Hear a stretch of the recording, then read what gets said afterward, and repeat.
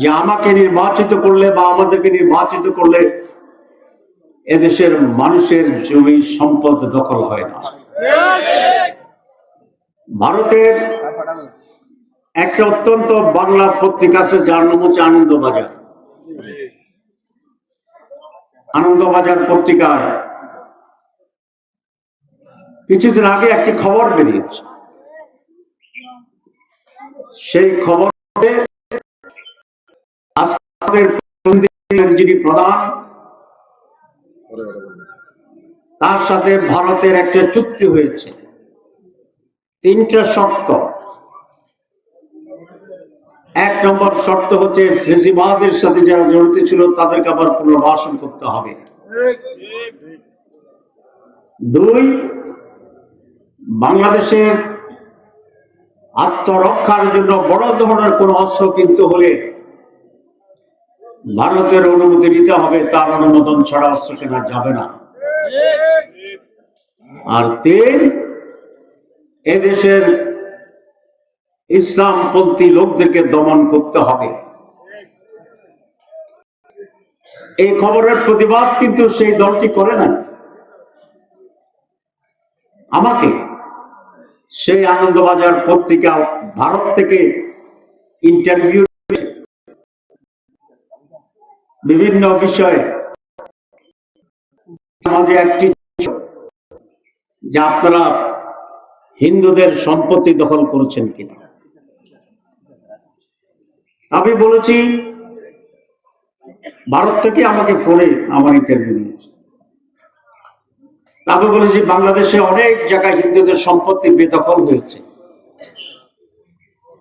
কিন্তু জামাত ইসলামের একজন লোকও আপনি দেখাতে পারবেন না যারা হিন্দুদের সম্পত্তি দখল করছে। আমি চ্যালেঞ্জ দিচ্ছি, এখন আপনাদের সামনেও চ্যালেঞ্জ দিচ্ছি। তাহলে কারা দখল করলো? হিন্দুদের সম্পত্তি তারাই দখল করেছে।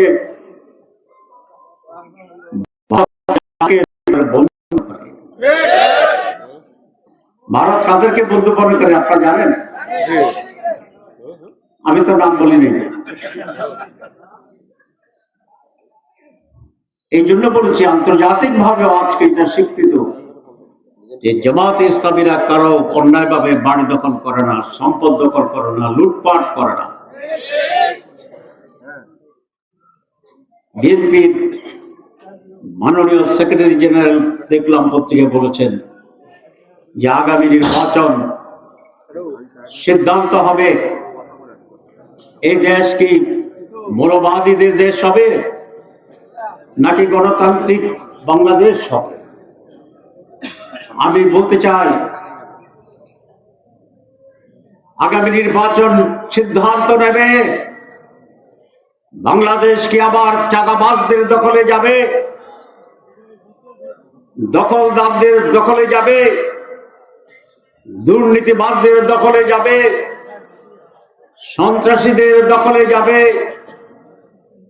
স্বৈরাচারের দোসরদের দখলে যাবে, নাকি 5ই আগস্টের বিপ্লবের চেতনা ধারণ করে জুলাই বিপ্লবের শিক্ষা নিয়ে একটি গণতান্ত্রিক সম অধিকার, সকল মানুষের মুক্তি, অর্থনৈতিক রাজনৈতিক সমৃদ্ধি, নতুন বাংলাদেশের দিকে যাবে, সেই সিদ্ধান্ত আজকের নির্বাচন নির্ধারণ করে দেবে।